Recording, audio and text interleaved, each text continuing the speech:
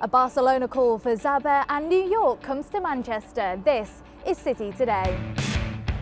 Well, later this month, the Champions League is back at the Etihad as we face Barcelona in the round of 16. And although tickets have sold out for the clash, Pablo Zabaleta is gearing up for the game with a very special phone call. Arranged by both clubs, Zabaleta and Samir Nasri sat down via Skype to talk all things football. We were, of course, there to capture the conversation, and you can see the whole feature soon on City TV.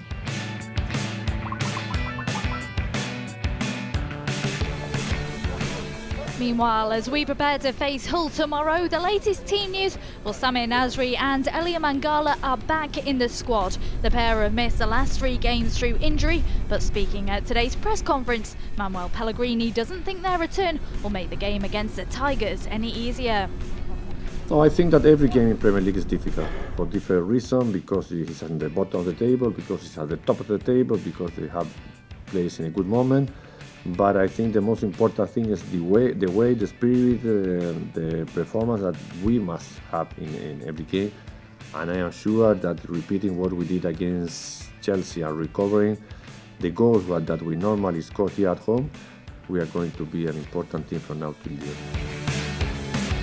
James Milner, Gael Clichy and Fernandinho were all up for the Etihad Player of the Month award. It's for their performances in January. Head to the website to cast your vote. Now, you may have noticed some new faces behind me, and that's because our sister club, New York City, have flown in to spend a week here at the City Football Academy. With their season starting in March, this is the second part of their pre-season tour, having spent the last 10 days in Florida. And they'll play 2 friendlies whilst they're here against St Mirren and Brøndby at our Academy Stadium next week.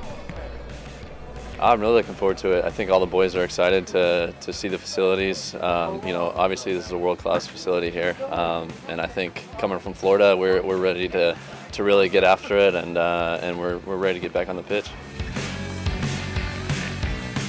The best of luck to Yaya Toure and Wilfred Bonney. Their Ivory Coast side face Ghana in the Africa Cup of Nations final this weekend, aiming to win the tournament for the first time in 23 years. And finally, we're going to leave you with this video showing exactly what happened when Izzy Christiansen and Joey Johnson decided to have a bin race.